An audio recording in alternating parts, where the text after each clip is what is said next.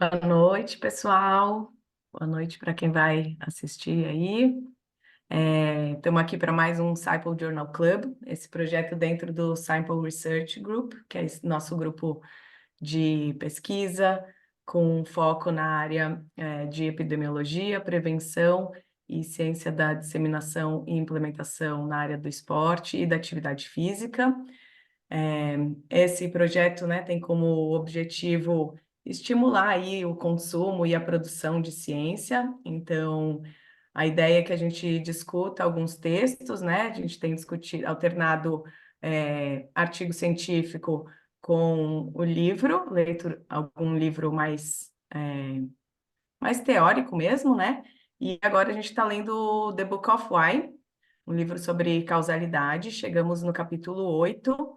Quem tiver interesse, né, de acompanhar o livro, a gente tem mais 2 ou 3 capítulos, mas as reuniões ficaram gravadas aqui no canal do YouTube, então vocês podem revisitar as reuniões e ao mesmo tempo que vai lendo ali, porque uma coisa ajuda um pouco no entendimento da outra, né? É um livro complexo, principalmente para quem está começando a ver esse assunto, então é legal ler, reler, né? A gente tem falado muito isso nas reuniões. Hoje, então, a gente vai discutir o capítulo 8, que tem um título Counterfactuals, Mining Worlds That Could Have Been. Então, geralmente, quem modera a reunião de livro é o nosso doutorando Luiz Augusto, por isso que é um pouquinho mais cedo, o Luiz está lá na Holanda, então, por conta do fuso, a gente faz às 7. E boa reunião para nós. Fiquem à vontade para abrir microfone, falar. É, Gostou, chefe? Tô treinando, hein? É, e bora partir para essa reunião aí, ver se eu entendo alguma coisa desse capítulo. Jesus! Tá, vamos junto, vamos tentar junto. Mas essa ideia, assim, um comentário antes de começar, né? Essa ideia que você colocou pro pessoal pegar os vídeos, né? É até legal de você fazer de forma paralela. Vai lendo o capítulo e vai meio que ouvindo a reunião, né? E tentando pegar os pontos de discussão e encontrando no capítulo, lendo, né? E vendo se faz sentido. Porque realmente não é algo fácil. Eu falei da última vez, né? É um livro que vale reler ele, depois de tudo, pegar ele e começar de novo, do começo. Porque sempre que você começa a ler um capítulo, você lê com uma outra visão, né? Depois de já ter discutido alguma coisa, você lê ele de novo. Eu geralmente faço isso, eu leio uma vez, depois eu releio anotando. E tem coisa que às vezes você passa a primeira vez, você não entende nada, aí quando você chega no final e volta de novo, aí você já, putz, ó, agora esse ponto aqui eu peguei, né? Então é algo legal. Mas chega de lero, vamos falar do capítulo. Hoje a gente vai falar de contrafactual, né? O contrafactual é um nome meio, pelo menos na minha percepção, meio fetichizado, assim, o pessoal fala de contrafactual, contrafactual, mas na verdade o contrafactual em si, o que ele significa, não é algo, então, ó, nossa, né? A ideia, a dificuldade e todo essa fetichização vem da ideia de operacionalizar essa ideia do raciocínio causal usando os contrafactuais, né? Então, meio que está na técnica, no raciocínio, né? Da inferência causal, mas não no nome em si, contrafactual. Então, só para a gente começar definindo, né, o que seria um contrafactual? Pelo próprio nome do capítulo, seria a ideia de um cenário alternativo, né, de você buscar o que poderia ter acontecido numa situação que já passou. Então, não é algo que você experiencia, é algo que você pensa sobre, né? E é isso que é uma das coisas que nos diferencia ali, que o autor até comenta, né? Enquanto humanos. Então, pensar no cenário que poderia ter ocorrido, num outro cenário, é algo próprio da espécie humana, né?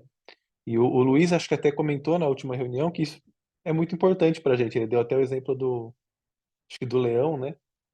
Então, na ideia de você antecipar, não era exatamente contrafactual, mas vai muito nesse sentido, né? O porquê que seria importante você conseguir ter esse raciocínio baseado em contrafactual. Para mim, assim, pensando, qual que seria a maior vantagem? A maior vantagem é você conseguir reconhecer padrões e ganhar previsibilidade numa situação futura.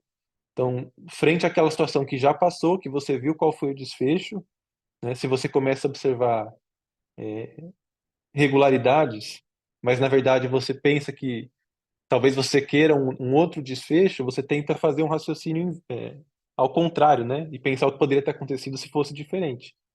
E aí, com base nisso, numa situação futura, você ganha previsibilidade de tentar encontrar ou obter um desfecho diferente em uma condição que seria diferente, né? Então, a ideia é que você use isso para guiar o seu comportamento futuro. É um negócio meio filosófico, mas para mim, assim, essa é a ideia que fica.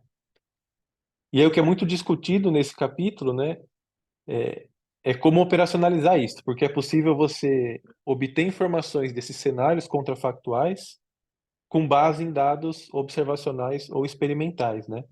E aí o autor ele apresenta para a gente o método, né? Como é que você faz isso nesse método que ele, na verdade, ele mais alguns outros autores desenvolveram, né? Usando os diagramas causais, que é algo que já está ficando mais palatável para a gente aqui, a ideia dos diagramas, né? Todo capítulo aparece um, outro, você começa a entender que raio que é aquelas bolinhas com flecha, o que que significa aquilo, né? Mas antes de começar a apresentar o método em si, como sempre, ele fala um pouquinho de história, né? Então, assim, o ponto central, essa parte da história desse capítulo aqui, ela é bem interessante. E para mim o ponto central é que ele vai apresentando diferentes óticas ali, né? De causalidade, de como ver causalidade em si, né?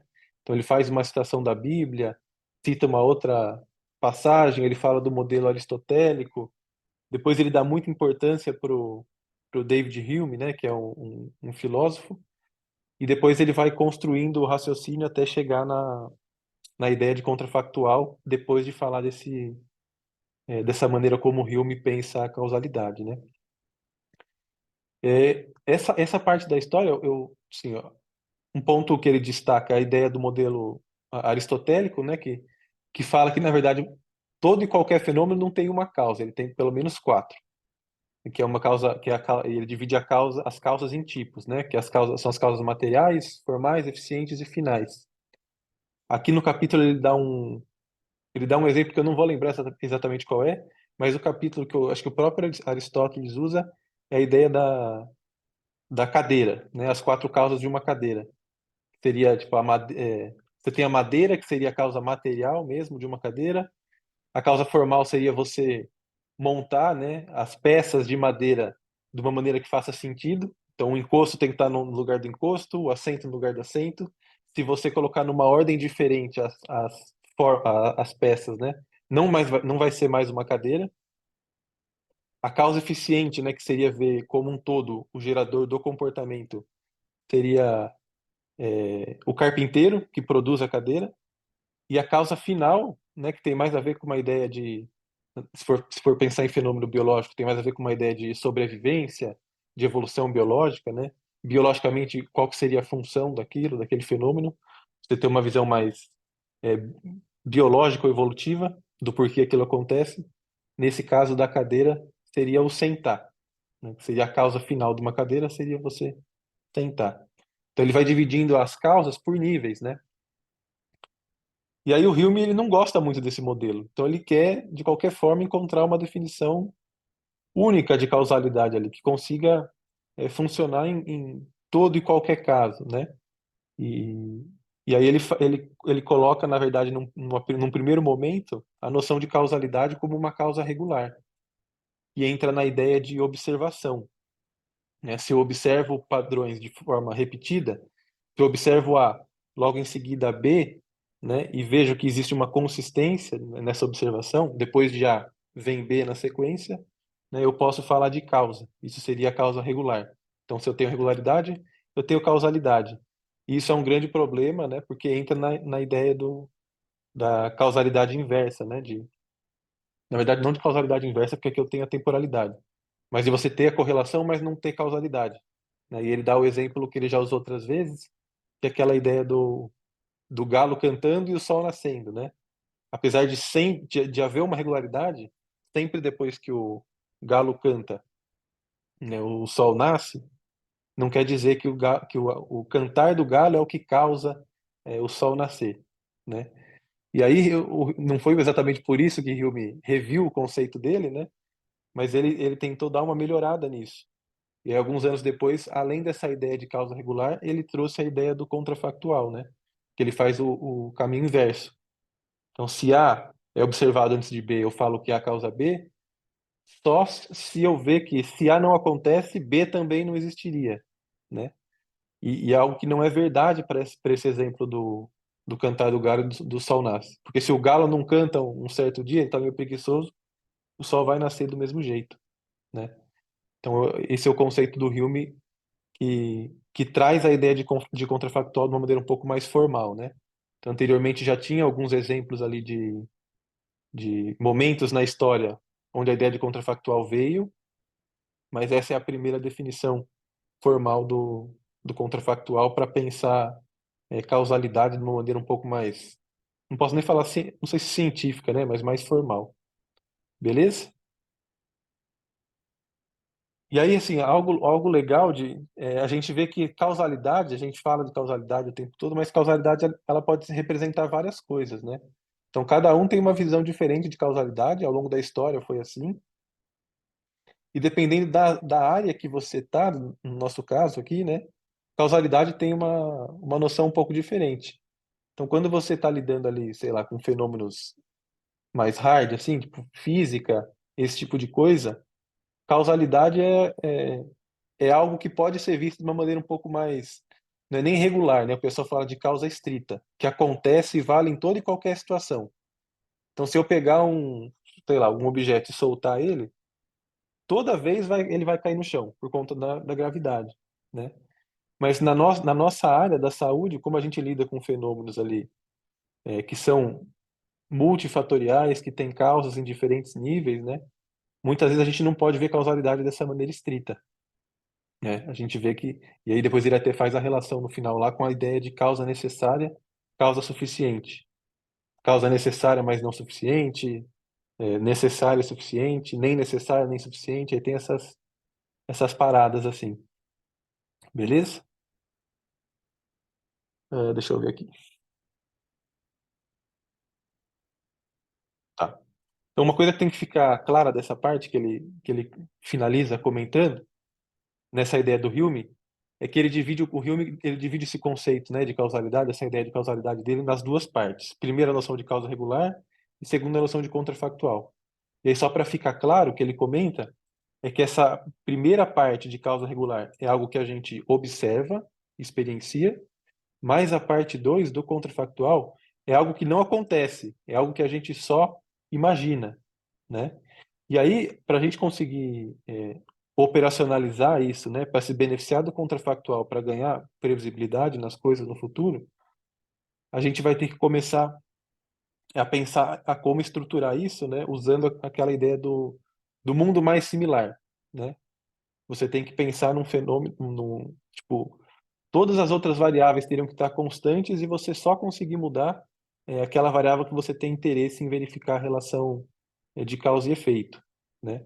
Ele fala lá ele usa esse termo mesmo, o mundo mais similar, né?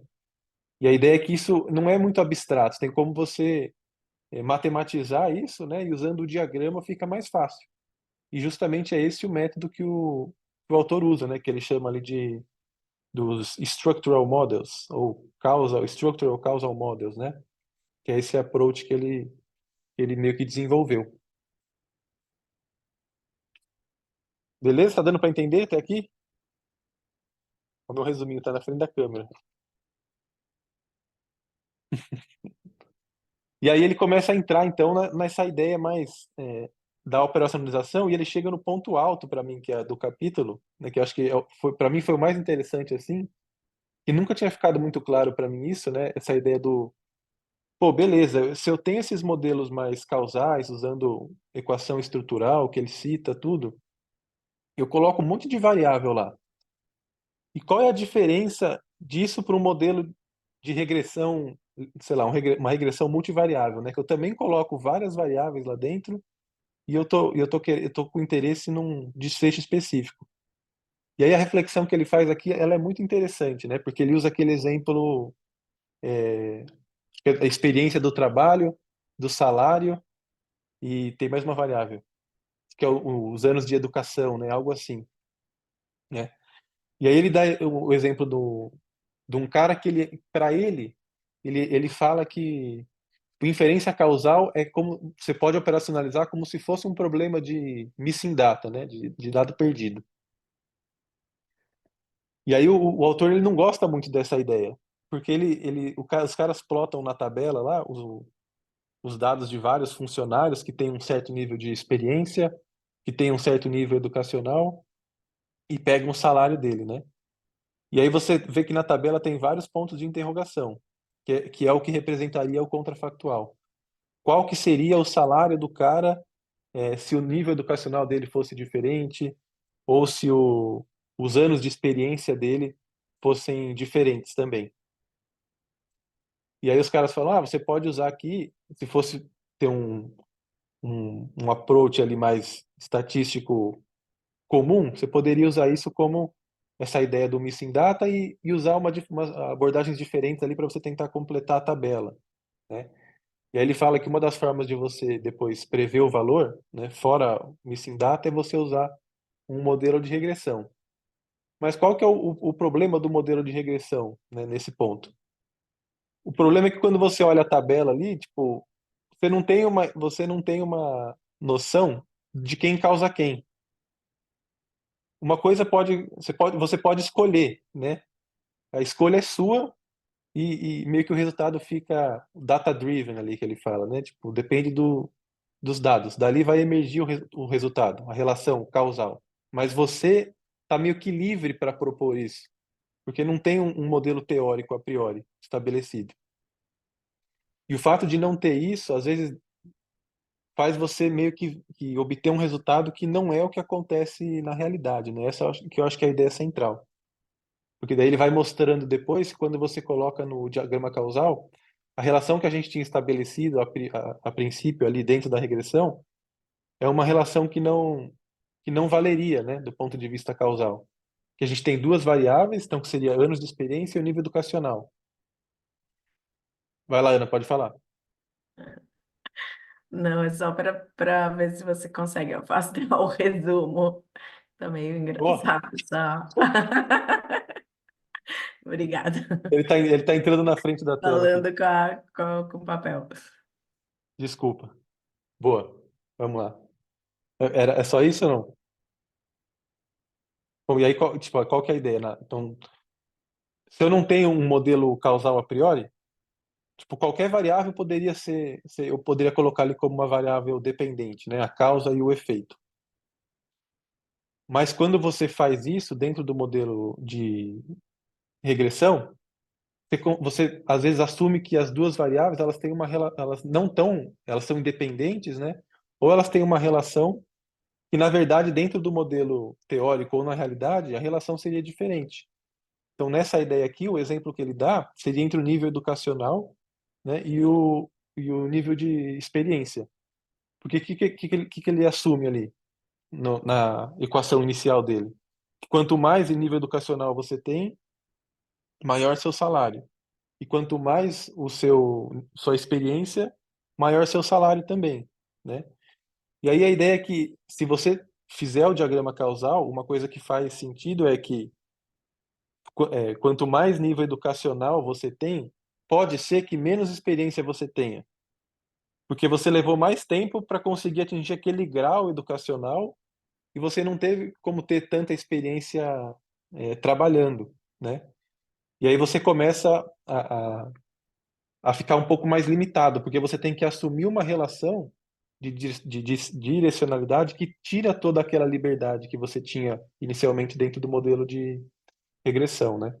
Eu acho que isso é bem interessante, assim, essa parte para mim foi a mais legal de ver, porque depois ele vai fazendo as continhas, tudo, até chegar numa estimativa que ele, com base no modelo teórico dele, né, seria um pouco mais próxima da realidade. Aí ele põe o diagrama certinho e ele vai fazendo o passo a passo do que você teria que fazer de fato ali para conseguir estabelecer esse cenário, né, contrafactual ou cenário alternativo. A ideia é que você fixe a variável que você tem de interesse ali num valor e tire todas as setas que chegam naquela variável, né? Então, como aquela variável está fixa, todo mundo que está influenciando ela, você teria que tirar do modelo. Mas nesse caso, como não tinha ninguém chegando, por exemplo, no nível educacional, ele só fixou, né, o valor para conseguir encontrar a estimativa de salário, né? É, bom, aí alguma coisa nesse ponto? Não? Aí seguindo assim, essa é a parte assim, do método dele, que ele apresenta o método, cita o passo a passo e dá esse exemplo que é bem interessante, né? Uma coisa que é bem importante, que a gente sempre bate nessa tecla, é que tipo, tudo só vai valer se você tiver um modelo teórico, né? Que você estabeleceu ali a priori para você testar das relações. E você poderia colocar outras relações aí nesse modelo teórico. As setas poderiam estar para outra direção. Mas se você colocasse as setas para outra direção, você teria que ter um racional para isso, né? E aí essa estimativa seria diferente, né? Então é muito delicado porque assim fica muito não é a critério, mas depende muito do agente, né? Do pesquisador, tipo, no nosso caso. Se você não tem muito conhecimento dessas relações, às vezes seu modelo vai estar ele poderia, não é que ele vai, todo modelo vai estar errado, mas ele poderia estar menos errado, né? Ele poderia estar colocando as setas de um jeito um pouco melhor ali. Então isso é uma coisa bem, é um ponto chave assim dessa ideia de trabalhar com os modelos causais. E aí avançando no capítulo ele começa a dar os exemplos lá da parte de uso no direito, né? E para a mudança climática também. São exemplos interessantes, um pouco mais difíceis de entender, assim, confesso que eu não consigo, principalmente a parte de mudança climática eu não consegui pegar muito bem. Vou ter que ler de novo esse capítulo para pegar essa parte.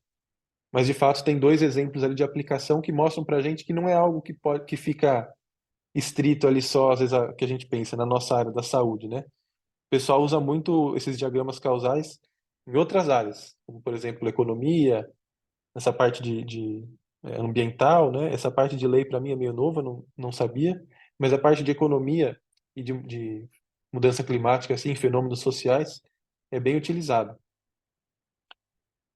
E, inclusive, tem muito prêmio Nobel, né, de economia, que vem não é exatamente do modelo do Judea Pearl aqui, mas é algo que deriva disso, né, que às vezes eles mudam um pouquinho a maneira de estimar os coeficientes, ali, as direções das coisas, mas as métricas são parecidas, né. Então, o Tversky e o Kahneman lá, eles usaram um modelo bem parecido com esse daqui, para quando eles ganharam o Nobel de Economia. Basicamente, esse é o resumo do capítulo. Agora a gente pode usar o tempo para discutir. Ninguém me parou para fazer considerações, nem o Luiz parou para fazer consideração hoje, Luiz.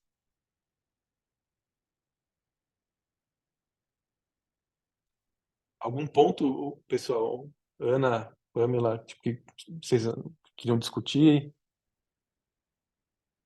ou que não ficou tão claro assim, se minha explicação também não foi clara, ou algum ponto que eu não comentei?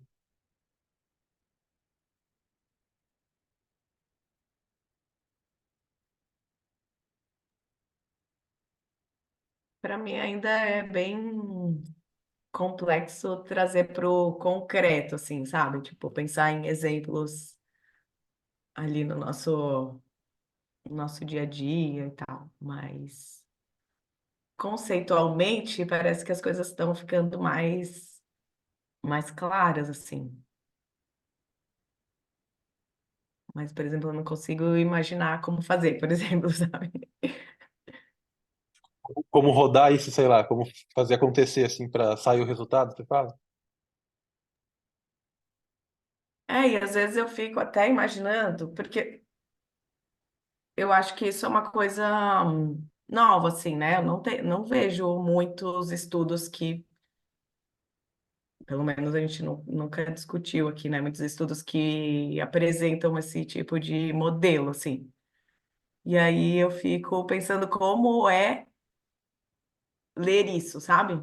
Tô, né? Porque daí é isso, envolve você conhecer muito o assunto para ver se aquele modelo faz sentido, sabe? Então eu fiquei bem tipo, nossa, será que a gente vai chegar? Será que vai chegar nesse dia assim de olhar isso e falar, ah, tá, esse modelo faz sentido, tipo, concordo com ele ou discordo dele, sabe? Sim. Não, esse é um ponto bem interessante, porque você tem que. Esse julgamento vai depender muito do seu conhecimento tipo, da área, entendeu? Então, esse modelo tá bom, tá ruim?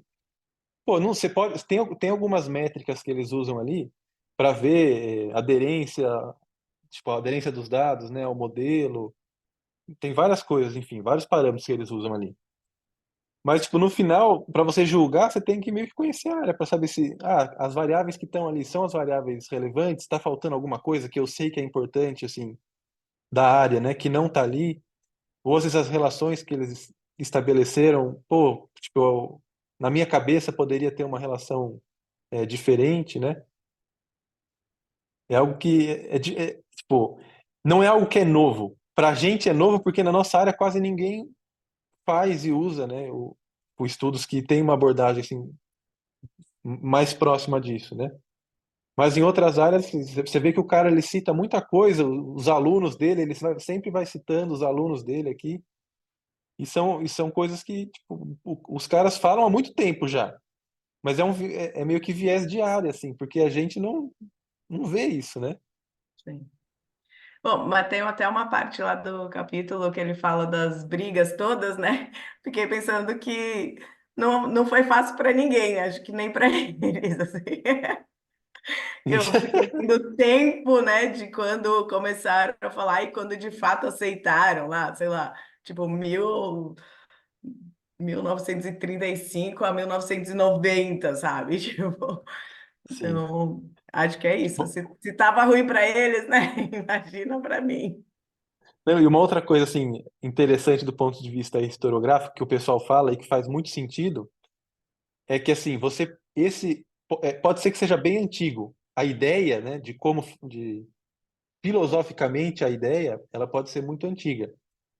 Mas quando os caras começaram a pensar sobre isso, o tanto de coisa que você tem que calcular e probabilidade condicional para cá, para lá, os computadores não tinham muita capacidade de processamento para conseguir tipo, rodar um negócio tão grande e complexo assim, né?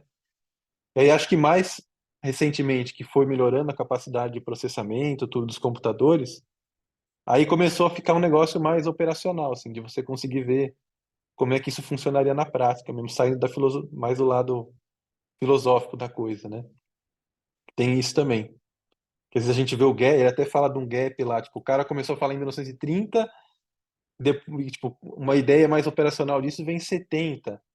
Pô, por que que não antes, né? Mas tem essa dificuldade de matematizar um negócio complexo, né? Imagina fazer na mão um, um modelo com sei lá quantas variáveis aqui que você coloca e seta para cá, seta para lá, né? É bem difícil.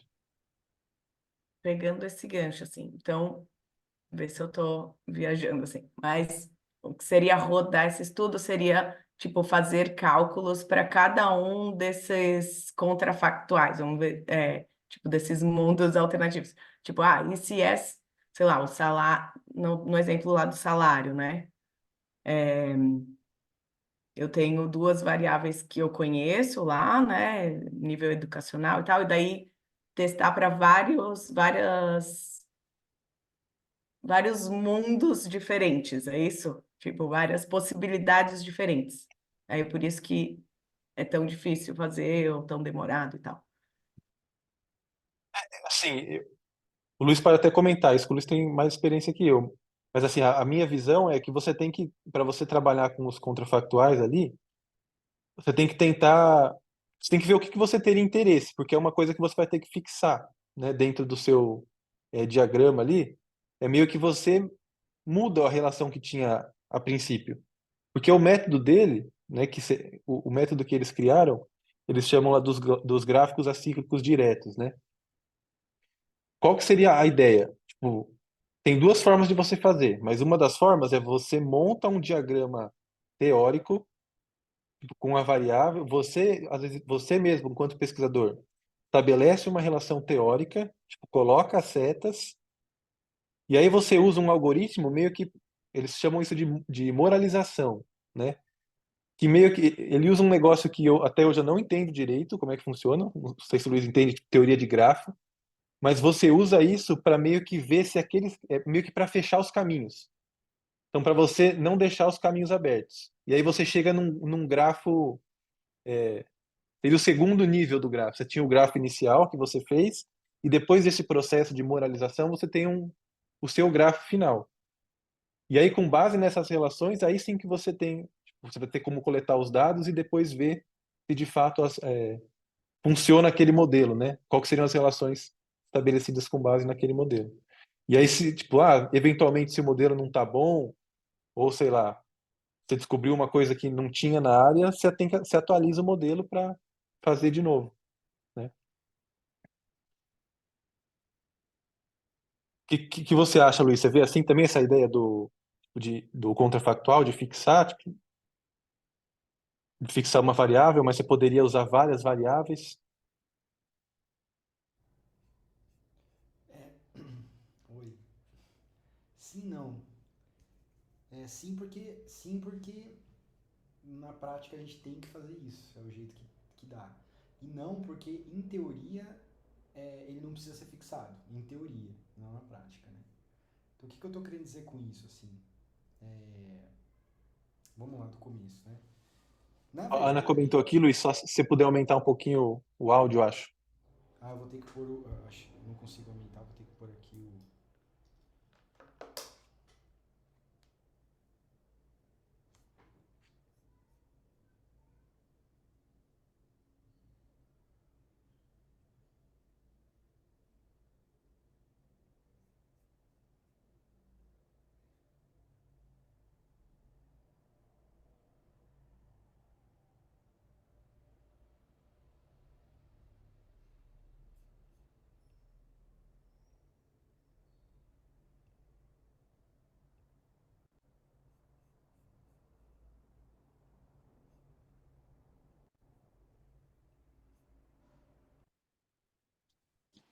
Estão me ouvindo?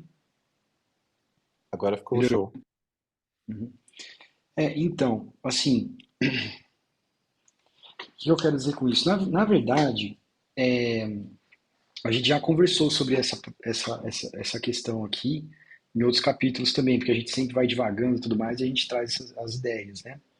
Aqui ele onde ele abordou esse assunto de maneira mais direta, mas a gente já conversou um pouco sobre isso. E, na verdade, a gente vê mais isso do que a gente imagina, Ana.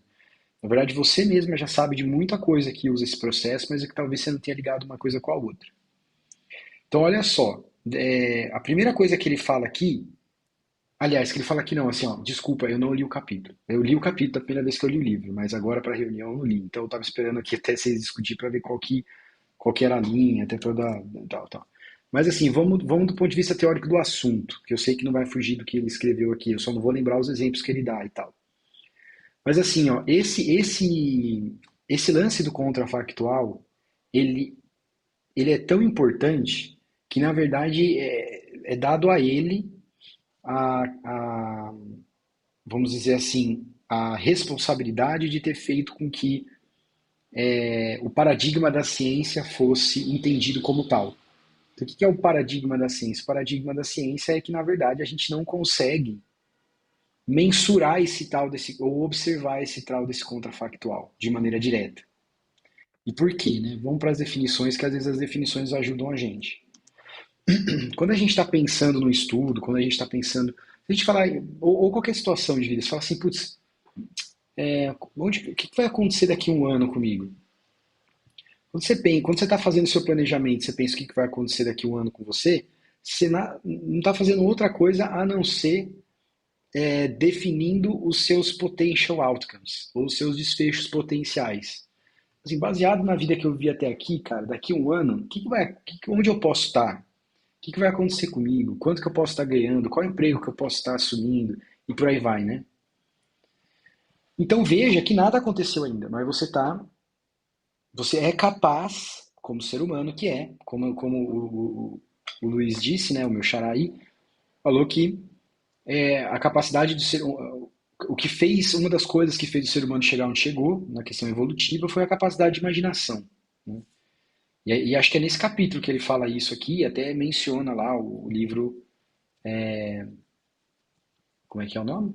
Acho que é Sapiens, né? Onde parece o autor do Sapiens é que fala isso e ele parafraseia nesse livro aqui, citando o cara lá. Mas a questão é a seguinte: então você imagina e você pensa em vários desfechos e faz lá o seu planejamento, beleza. Quando você está construindo um projeto, você quer responder uma pergunta de pesquisa, não é muito diferente. Você tem que pensar um pouco no que pode acontecer para poder desenhar o método do seu estudo. Então, o que você está fazendo ali é definindo potential outcomes, ou seja, a desfechos potenciais. Qual é o problema? O problema é que quando você vai investigar o nível do indivíduo, no nível do indivíduo, não é possível que ele tenha dois outcomes diferentes. Ele só vai ter um, sempre. Não tem jeito.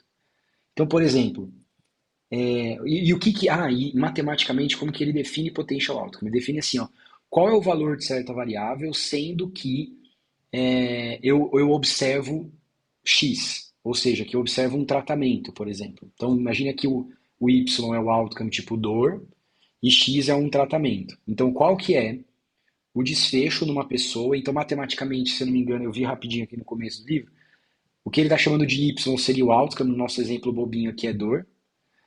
O que é X, né? Então, se acontecer X, o que, que acontece com Y? X seria o tratamento, X seria a causa, X seria o que tá mudando ali para poder fazer acontecer ou não uma mudança em Y. E o Uzinho que ele coloca entre parênteses assim no final seria o indivíduo. Porque isso aconteceria em uma unidade do que a gente está observando. Até aí, beleza, né?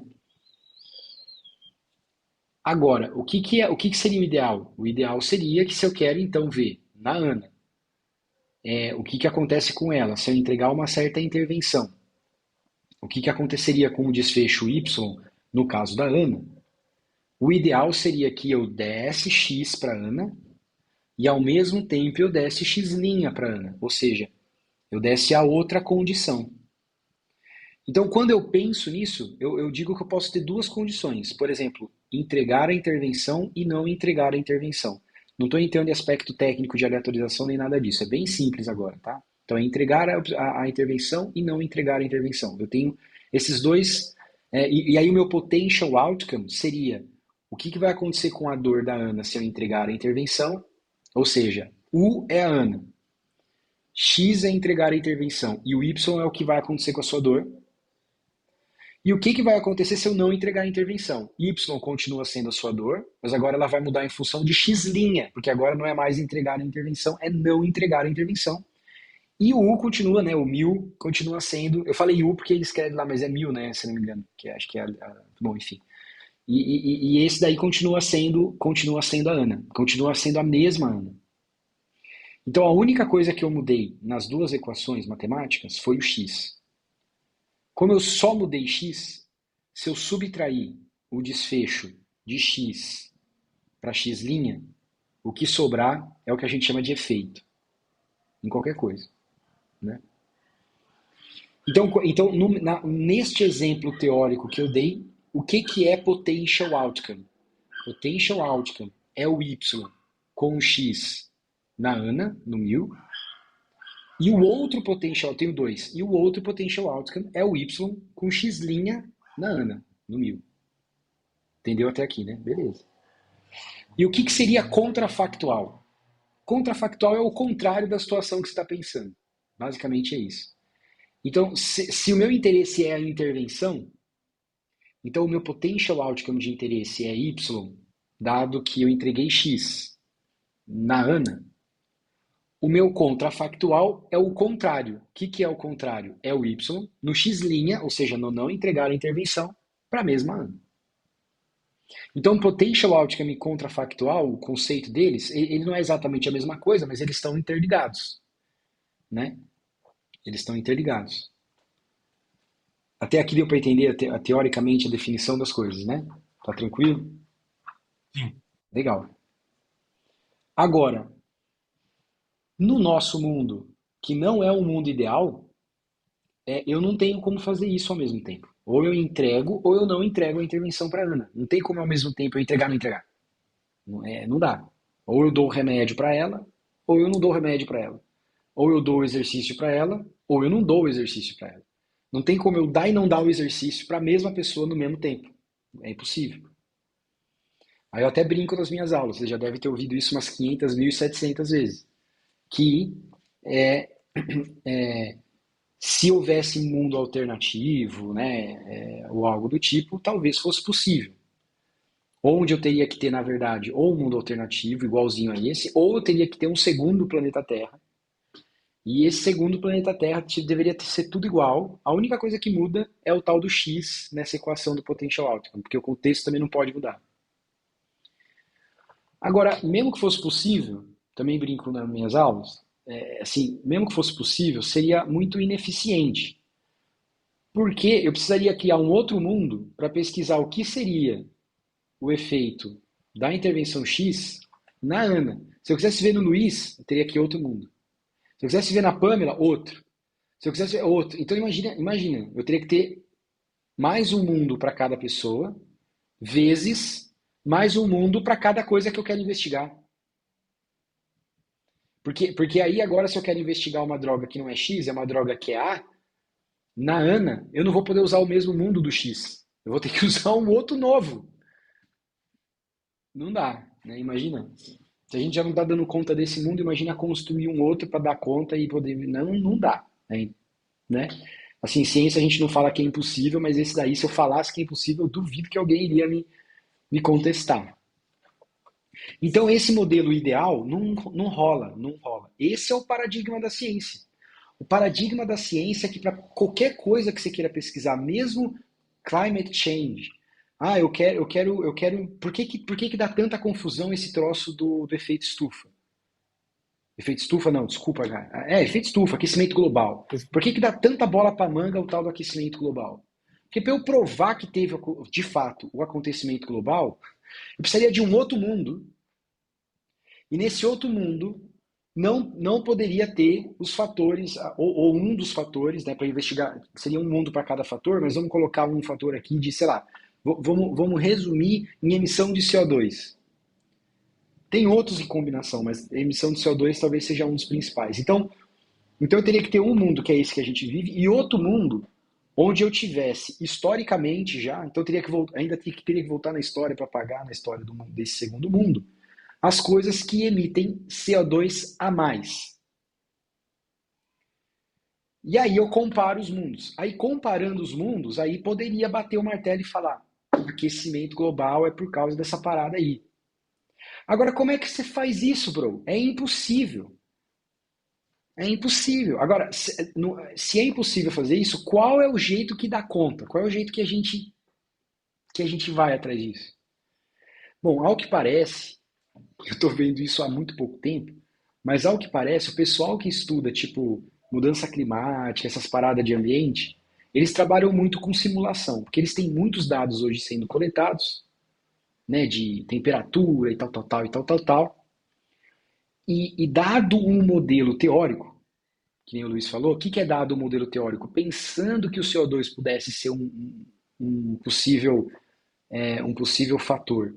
E calculando entre aspas, efeito fictício, porque não é um efeito real, mas é um efeito fictício histórico, de antes e depois, por exemplo, e assumindo que parte desse efeito pode de fato ser por causa do CO2, eles fazem simulações. E dentro dessas simulações eles geram dados, sim, fictícios, mas baseados em dados reais. Para brincar de manipular o mundo. É brincar de Deus, né? Quase que, sim, para falar a verdade. Você brinca lá de manipular o mundo, faz lá simulações, vê o que acontece com os novos dados simulados e compara. A pessoa que tá ouvindo a gente, que fala que isso é maluquice, pois saiba que as grandes super decisões no mundo que já foram tomadas sobre tudo que tem a ver com o ambiente, foi tomada através dessa maneira. Porque não tem como eu voltar no tempo e mudar alguma coisa para investigar no outro mundo. Com o ser humano, com o ser humano, a gente consegue. Ah, bom, isso assim. Existe experimentação de meio ambiente também quando a gente fala em, por exemplo, separar áreas e comparar uma área com outra, né? Isso é possível também. Então, possivelmente alguns dados desse tipo de comparação de ambiente também ajuda eles. Ambiente tem a minha área, desculpa aí quem for e tal, mas o que eu estou querendo dizer é que são esses dados que fomentam essas simulações e tudo mais. Na saúde, a gente não tem assim, sistemas tão robustos como o pessoal tem nessa área ambiental. Então, a simulação, ela está chegando agora na saúde. Assim, agora com o negócio da inteligência artificial é que a gente está começando a pensar em simulação. Algumas pessoas já pensaram antes, tem muita gente que trabalha com simulação na área de economia em saúde, porque na economia os caras também já usam isso, então trouxe e tal. Mas assim, na média, é isso que eu estou querendo dizer, na média, nós meio que estamos começando a entender esse troço de simulação agora, com esse negócio de estatística bayesiana, essas paradas aí, né? E então um cenário possível para investigar essas questões aqui pode ser essas tais simulações. Mas antes da gente chegar. E essas tais simulações, se eu não me engano, ele vai comentar sobre isso no último capítulo do livro, quando ele falar de inteligência artificial, de fato. Aí ele vai abordar um pouco melhor essa questão. Mas agora eu vou voltar um pouco, porque essa é uma das maneiras que algumas áreas têm lidado e tudo mais, mas qual que é a maneira que a área da saúde tem lidado? Né? E algumas outras áreas, que é como ele comenta no livro aqui. Bom, uma das formas é o tal do estudo controlado e aleatorizado. Porque veja, e se o meu mil lá, o meu U, sei lá o que é aquela letra lá, que não sei, não está aqui na minha frente, mas enfim, que representa a Ana, agora não representasse a Ana, representasse um grupo de pessoas que seriam um proxy da Ana. Ou seja, uma amostra de pessoas que compartilham características similares com a Ana e que, na média, se fosse possível tirar um avatar desse grupo, assim, e um avatar que representasse as características médias desse grupo, esse avatar seria a Ana, entendeu? Então, agora que eu tenho um grupo, agora é possível, porque veja, eu consigo montar dois grupos de uma mesma, né, duas amostras de uma mesma população, isso eu consigo fazer. E esses dois grupos compartilharem características semelhantes com a Ana. Eles não são a Ana. E às vezes a Ana nem está nos dois grupos, tá? Mas a questão é que as duas amostras compartilham características semelhantes e são um proxy para o que seria a Ana. Agora que eu tenho duas amostras, eu posso pegar uma amostra e entregar a intervenção e a outra amostra e não entregar a intervenção. E eu consigo ter aquela equação formada. Então é como se eu estivesse brincando de Deus, mas não com simulação. A gente fala assim, ó, não é by statistics, é by design. Ou melhor, não é by analysis, né? Porque a simulação, ela é by analysis. É a análise que vai fazer uma porrada de coisa para tentar simular o que seriam esses contrafactuais ou esses potential outcomes. Se a gente está falando do by design, o que é by design? Eu vou tentar simular isso não pela análise, e quem está escrevendo artigo científico seria mais ou menos assim, eu não vou ajustar a análise, eu vou ajustar o método para que o método seja o carro-chefe para me aproximar desses potential outcomes. E esse método, esse by design, o melhor hoje que a gente tem para investigar isso é chamado de estudo controlado aleatorizado, isso na área da saúde, né? Estudo controlado aleatorizado. Só que agora, à medida que eu tenho, se você percebeu, não é o ideal seria no indivíduo. Então, qual que é o ponto negativo desse método? Que você não tem no indivíduo, você tem na amostra. Você está comparando medidas amostrais, certo? E por isso que é tão difícil a gente entender também o conceito de individualized medicine. Porque como que eu vou fazer individualized medicine se eu não consigo investigar coisa no indivíduo? Também é um desafio. E aí você tem que trabalhar com predições e tudo mais, enfim. A gente está caminhando nisso também, mas o ponto de vista mais básico de entendimento do que ele quis dizer com essa questão do livro é basicamente isso. E esse paradigma da ciência foi o que deu origem à ciência. Então essa ideia é muito antiga. Essa filosofia ela deu o start para muita coisa acontecer. Só que, como o Luiz falou, a gente precisa dar pragmatização para as coisas precisam acontecer. O mundo não dá para o mundo esperar um aspecto filosófico ser resolvido para ir para o outro. as coisas vão acontecendo tudo em paralelo.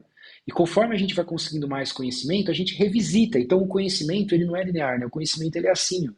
E aí ele vai andando para frente, meio que dando volta, assim. Eu acho que vocês devem estar usando o contrário, então seria assim, porque a linha do tempo ela vai sempre da esquerda para a direita. Mas enfim, então o que eu estou querendo dizer é que às vezes as pessoas param de pensar no aspecto filosófico porque estão tão então, por exemplo, por que que hoje a gente voltou a pensar nisso, nesse negócio da causalidade? Porque é uma ideia nova? Não é uma ideia nova, em absoluto é uma ideia nova. É porque hoje a gente conseguiu um conhecimento a mais e não só um conhecimento a mais, uma ferramenta. É um conhecimento a mais, mas que gerou uma ferramenta a mais para que fosse talvez possível investigar aquelas paradas lá que antes não era. E agora a gente revisita aqueles conceitos para entender o que aqueles malucos estavam conversando lá, para tentar dar continuidade e aplicar as ferramentas tecnológicas de hoje nessas ideias antigas, porque as ideias são de lá atrás. Os caras lá que estavam. E os caras lá estavam. É o que você falou mesmo, Ana. Os caras sofreram. Assim como a gente está sofrendo. E tudo bem, e é assim, faz parte, né? Então, só para ter uma ideia, Thomas Baez ele não viu a obra dele publicada, nem publicada, que dirá fazendo sucesso, né? Ela foi publicada só depois da morte dele por uma outra pessoa, que é o Pierre Laplace, se eu não me engano, é o nome do cara. Sei lá, alguma coisa assim. Se eu tiver errado também, desculpa. Acha aí o nome depois e me corrige nos comentários. Mas se eu não me engano, foi ele. Enfim, é, então assim, ó, tudo isso daqui é para mostrar que é uma ideia antiga, mas com uma roupagem nova. Então, qual que é a roupagem nova que esse livro, não existe só isso, mas que esse livro está trazendo, né? Ele está trazendo a questão de uma linguagem nova, que é a linguagem dos gráficos, para poder entender isso, esse é um ponto. E ele está trazendo também a questão da tecnologia, que hoje é possível, através desses gráficos teóricos e tudo mais, e com um monte de dado que a gente tem, que é o que ele vai abordar no último capítulo, utilizar uma porrada de dado para modelo super complexo que consegue rodar no computador. Primeiro, a gente não precisa ficar calculando, porque senão seria impossível. E o computador de hoje tem um processamento que algumas coisas já dão, outras não, mas tem coisa que já dá. E aí, ó, beleza, e vamos para frente e vamos tentando ver se essa tecnologia e esses conceitos novos conseguem ajudar a gente a entender melhor esses processos causais que não são tão óbvios assim, né? E aí, isso entra, como ele propôs também uma linguagem nova, isso tem que ser adequado na linguagem estatística. Então, a parte difícil, por que parece difícil? Na verdade, assim, não é que eu estou dizendo que não é difícil, eu não estou querendo, como é que é a palavra? Eu não estou querendo desmerecer o mérito, não é isso. Mas é porque quando a gente começa a ver aqueles números, a gente que é da saúde, porque tem gente que estuda em número, que é da matemática, né? Mas pra gente que não é diretamente da matemática, a gente começa a ver aquelas fórmulas, aqueles números, a gente começa a se perder, porque a gente fala, puta, o que isso quer dizer e tal. Mas na verdade aquilo lá é uma linguagem que dá para você escrever, no texto daria para escrever, entender? Mas agora a gente tem que repassar isso para uma linguagem matemática que as coisas batam até para poder ser provável. Provável do ponto de vista de provar. Então, para provar, eu preciso experimentar, né? Fazer experimentos, e para fazer experimentos, então eu preciso formular ideias, formular fórmulas e tal, né? E a linguagem matemática é uma maneira de fazer isso. Não é a única, mas é uma maneira de fazer isso. Então, assim, basicamente, não sei se faltou alguma coisa assim que eu queria dizer do fundamental. Ah, então assim, só para terminar, né? Então, por exemplo, toda vez que você lê um estudo controlado e aleatorizado, eu tenho certeza que você já leu um monte, Ana. E o estudo by design é a tentativa de mensurar o contrafactual, que ideologicamente é impossível, né? Ele é impossível, é uma ideologia.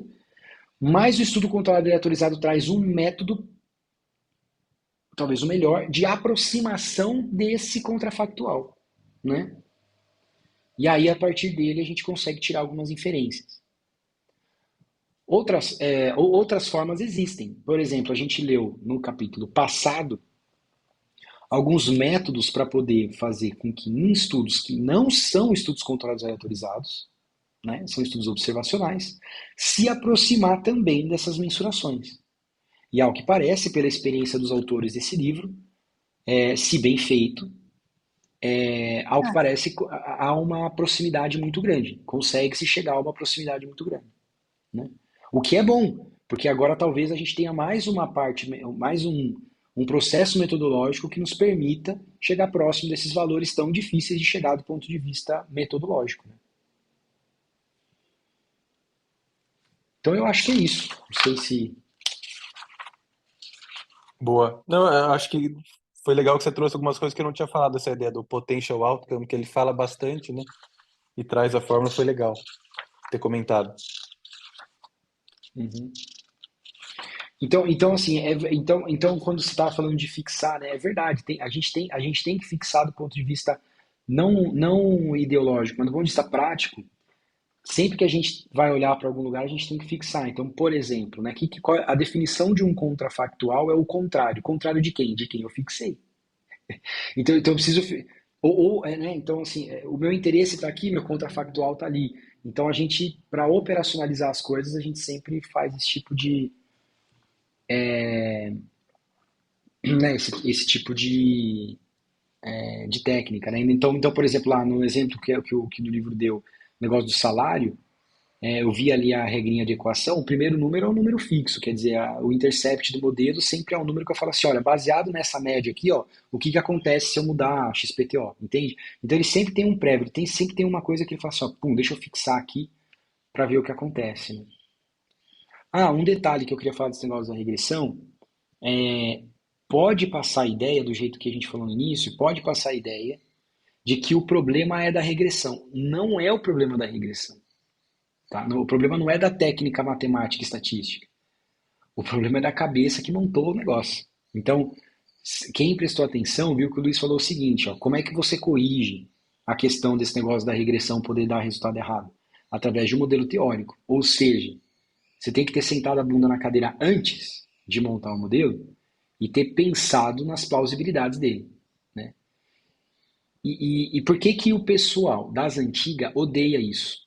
Porque os filhos ou discípulos, né, dos Pearson, tanto do pai quanto do filho, que foi os caras que revolucionaram a bioestatística, então não estou falando mal dos caras, pelo contrário, mas a questão é a seguinte, como lá naquela época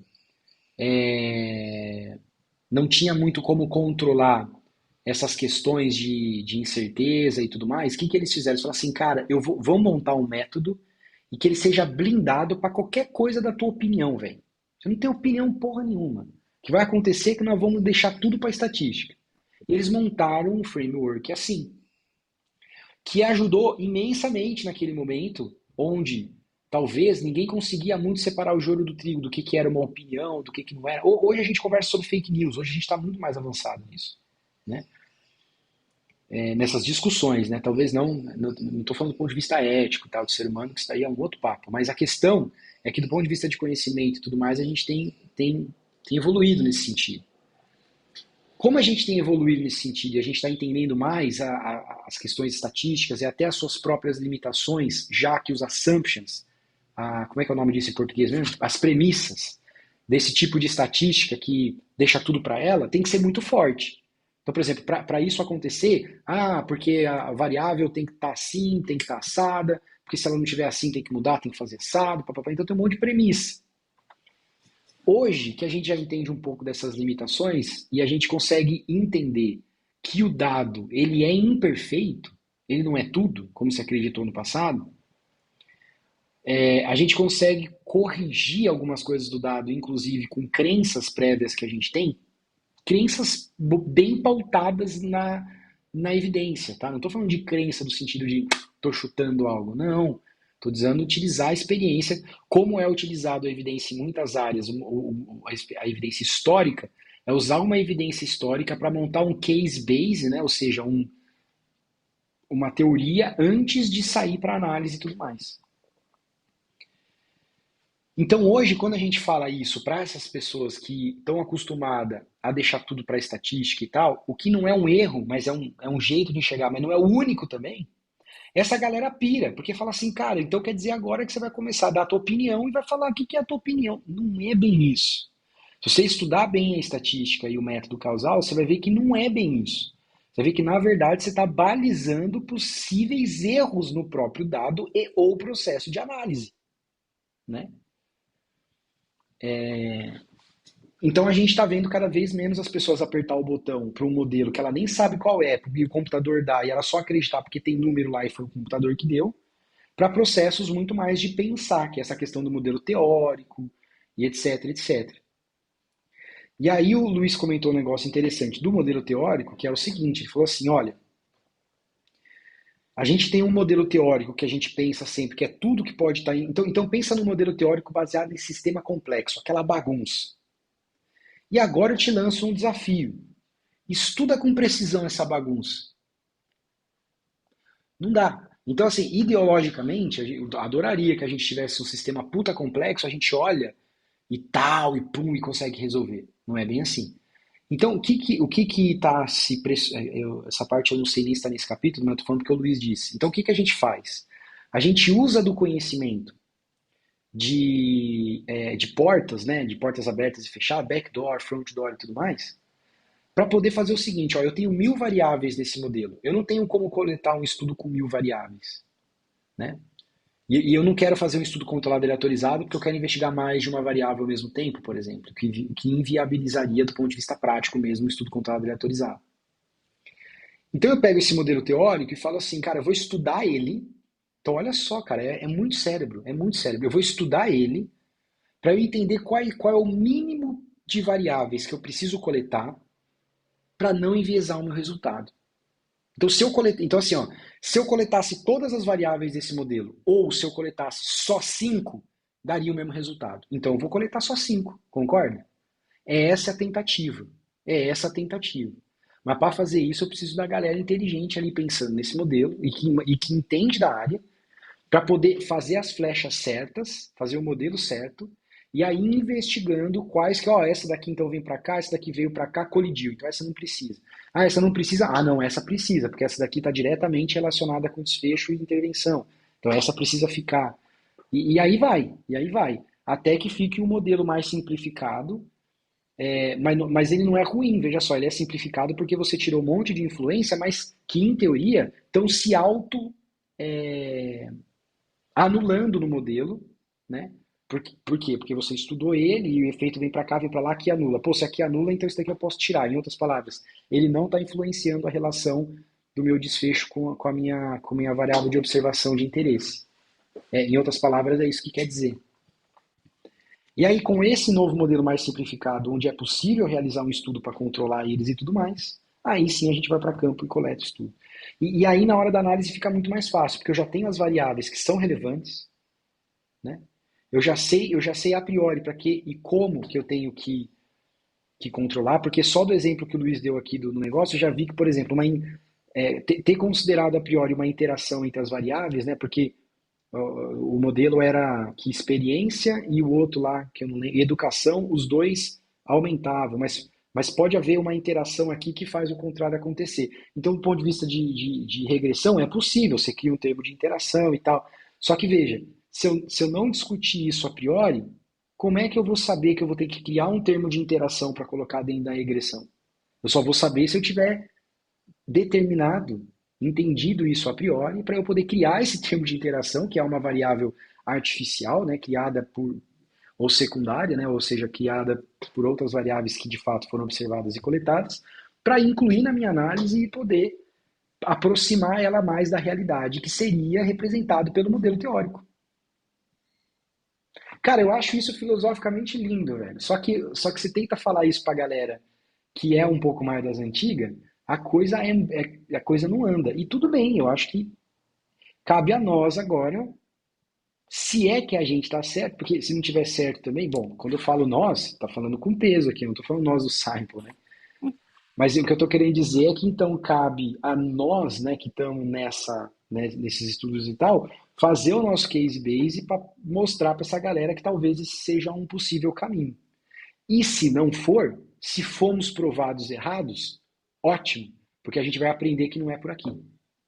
Não é o que eu acredito. Mas, de qualquer maneira, se acontecer, vai ser ótimo também, porque vai gerar o conhecimento de que não é por aqui. De novo, não é isso que eu acredito que vai acontecer. Mas, enfim, senão eu não estava aqui, né, lendo Só vai livro, levar tempo. propondo essas coisas. Só que talvez leve tempo.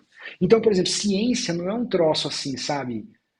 Que nem eu com a Pamela, acho que com o Luiz não, mas com a Pamela, a gente tem vários artigos assim que tomam rejeição pra caramba.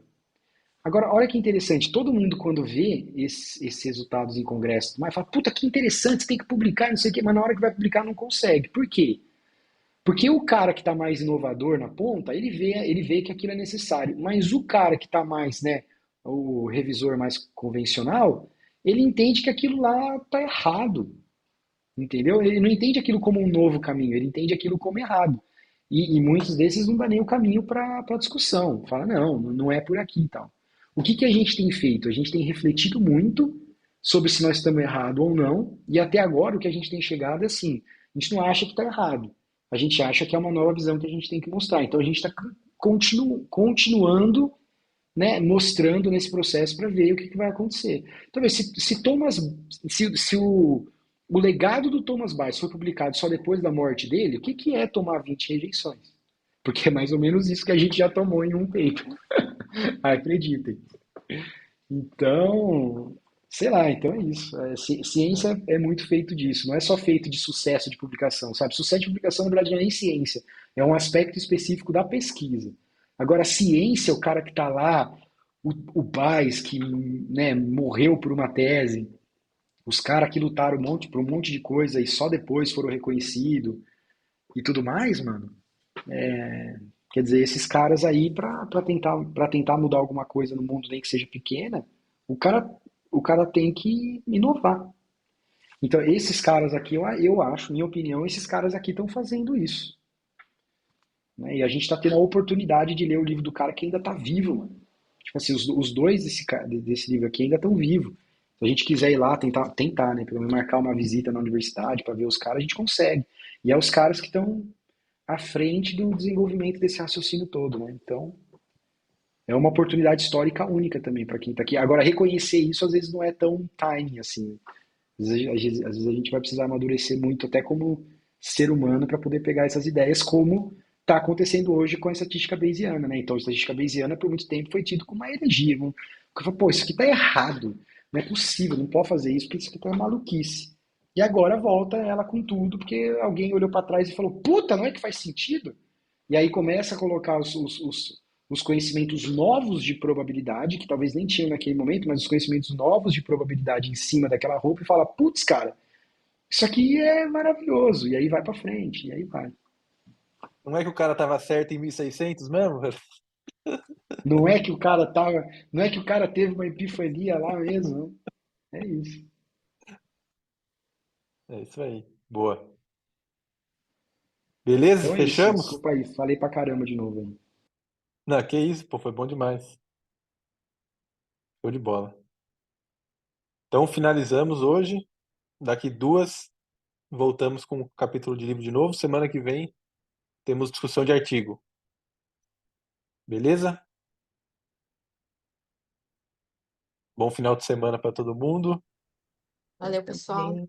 Tchau, tchau. Tchau, tchau, gente. Boa Valeu. noite. Valeu. Até a próxima.